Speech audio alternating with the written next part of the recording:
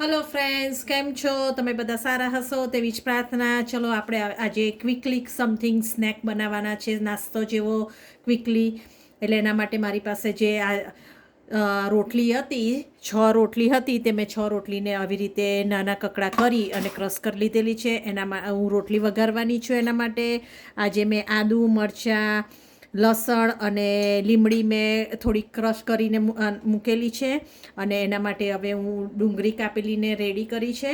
તો આજે આપણે વઘારેલી રોટલી બનાવવાના છે. તો તેના માટે મેં ફ્રાય પેનમાં તેલ ગરમ કરવા મૂકી દીધેલું છે. તો એની અંદર હવે આપણે રાઈ એડ કરીશું. આ રાઈ એડ કરીએ.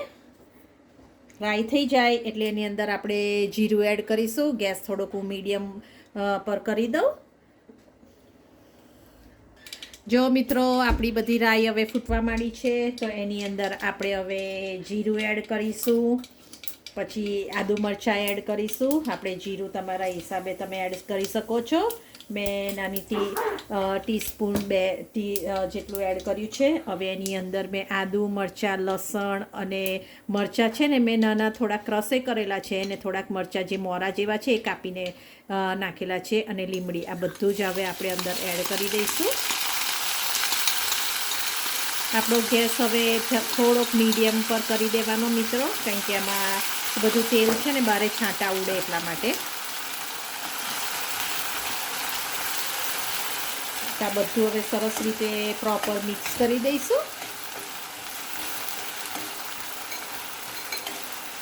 લસણ થોડુંક આપણું ચડી જાય થોડુંક, પછી જ એની અંદર આપણે ડુંગળી એડ કરવાની છે.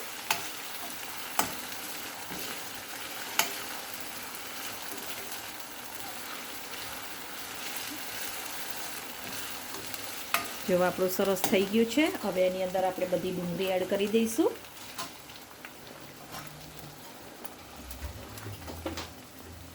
તમે ડુંગળી ના ખાતા હોય તો ડુંગળી નહીં નાખવાની મિત્રો. તો તમે ખાલી આવી રીતે આદુ મરચાં અને લસણની પેસ્ટ કરી હોય તે જ કરી અને પછી રોટલી જે રોટલીનો ભૂકો થોડો કરી દીધો છે એ આપણે એડ કરવાની. હવે આ ડુંગળી થઈ ગઈ છે. હવે એની અંદર આપણે થોડું મીઠું એડ કરીશું. સ્વાદ પ્રમાણે મીઠું તમે એડ કરજો. આપણે આટલું મીઠું એડ કરીશું. એની અંદર આપણે હવે હળદર એડ કરીશું, ટીસ્પૂન. થોડુંક લાલ મરચું એડ કરીશું. વધારે નથી કરવાનું કે આપણે લીલું મરચું પણ એડ કરેલું છે. અને આ ધાણા જીરું એડ કરીશું. આપણા ઘરના જ મસાલા છે મિત્રો, કંઈ બહારથી લેવાના મસાલા નથી. એટલે હવે ડુંગળીને આપણે થોડીક વાર સાતળવા દઈશું. એટલે એનું લીડ ઓફ કરી દઈએ અને ડુંગળીને હવે આપણે સાતળવા દઈએ. હલો મિત્રો, હવે જો આપણું થઈ ગયું છે. એટલે આપણે લીડ ઓપન કરી અને આપણે હવે ચેક કરીએ કે આપણી ઓનિયન કેટલી થઈ છે. જો આપણી ઓનિયન 70% જેટલી કૂક થઈ ગઈ છે. હવે વધારે કૂક નથી કરવાની, નહીં તો પછી ક્રંચ જેવું ટેસ્ટ સરસ ના આવે. એટલે હવે આની અંદર આપણે રોટલી આપણી જે હતી તે બધી હવે એડ કરી દઈશું.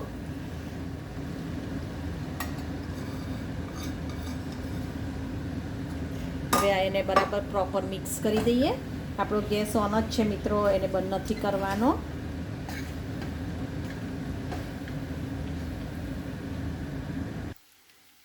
આપણી બધી અંદર રોટલી એડ કરી અને આ પ્રોપર મિક્સ થઈ ગયું છે. જો સરસ રીતે થઈ ગયું છે. હવે એની અંદર આપણે આ 1 બાઉલ જેટલું યોગર્ટ લીધેલું છે. બહુ ખાટુંય નથી ને બહુ મોડુંય નથી, એવી રીતે મેં આટલું યોગર્ટ લીધું છે. એ બધું જ આપણે હવે એડ કરી દઈશું. તમે યોગર્ટ વગરની જે આવી રીતે પ્લેન ખાવી હોય તો પણ તમારથી એવી રીતે ખાઈ શકાય. પણ અમે યોગર્ટ રેડી અને થોડીક લિક્વિડી ખાઈએ તો એનો ટેસ્ટ ઠંડીમાં ખાવાની ખૂબ જ મજા આવે છે અને એનો ટેસ્ટ પણ ખૂબ જ સારો લાગે છે. એટલે આ બધું હવે યોગર્ટ એડ કરી દીધું. એને મિક્સ કરી દઈશું. અને પછી એમાં થોડુંક અસેકું ગરમ પાણી જ મિત્રો રેડવાનું છે. ઠંડુ પાણી નથી રેડવાનું, કારણ કે ઓલરેડી આપણી રોટલી કૂક થતી છે. ઠંડુ રેડીએ તો એ પાછું કૂક થવાનું બંધ થઈ જાય. એટલે હવે આની અંદર થોડું ગરમ પાણી, કેટલનું ગરમ કરેલું પાણી રેડી દઈએ. તમે જોઈ શકો છો કે જેટલું મેં બાઉલ યોગર્ટ લીધું હતું એટલું જ બાઉલ જેટલું મેં આમાં પાણી રેડ્યું છે. હવે એને થોડીક વાર આપણે બધું મિક્સ કરી અને એને 5 મિનિટ માટે હવે એને આપણે કૂક થવા દઈશું. એટલે જે બધું આદુ મરચાં ને લસણ છે એ બધું પ્રોપર રોટલીમાં મિક્સ થઈ જાય અને નાઈસ ક્રીમી આપણી રોટલીનો ટેસ્ટ લાગે. તો ચલો હવે 5 મિનિટ માટે આપણે રેસ્ટ કરવા દઈએ અને પછી આપણે જોઈએ કે કેવી રીતે એની કન્સિસ્ટન્સી થઈ છે તે આપણે જોઈએ.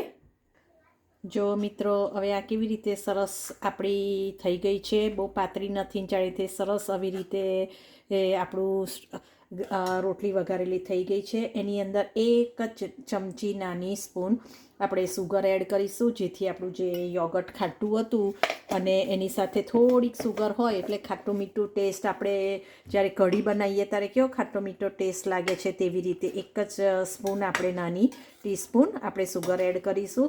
તમે સુગર ના ખાતા હોય તો તમે ગોળ પણ એડ કરી શકો છો, ગોળ પણ આમાં સરસ ટેસ્ટ લાગે છે. તો ચલો આપણી હવે આ વઘારેલી રોટલી રેડી થઈ ગઈ છે. તો એને ખાવાના બાઉલમાં આપણે સર્વ કરી દઈએ. આમાં લીમડી પણ મેં ક્રશ કરીને નાખી છે મિત્રો, એટલે એનો ટેસ્ટ પણ બહુ સરસ લાગે છે. આખી લીમડી હોય તો તમે એવું થાય કે આ ખાવી નથી, સાઈડે કાઢી નાખે છે. આવી રીતે તમે ક્રશ કરીને લીમડી નાખો તો એનો ટેસ્ટ પણ ખૂબ જ સારો આવે છે. તો જુઓ મિત્રો, હવે આપણું આ ખાવાનું બાઉલમાં આપણે સર્વ કરવા માટે રેડી કરી દીધેલું છે. તો આવી રીતે તમે રોટલી બનાવજો, મને યાદ કરજો અને સબસ્ક્રાઈબ કરવાનું ભૂલશો નહીં, લાઈક કરવાનું ભૂલશો નહીં મિત્રો. આવી રીતે સરસ રોટલી વઘારી અને શિયાળામાં આવી રીતે તમે એન્જોય કરજો અને મને યાદ જરૂરથી કરજો. ઓકે મિત્રો, બાય.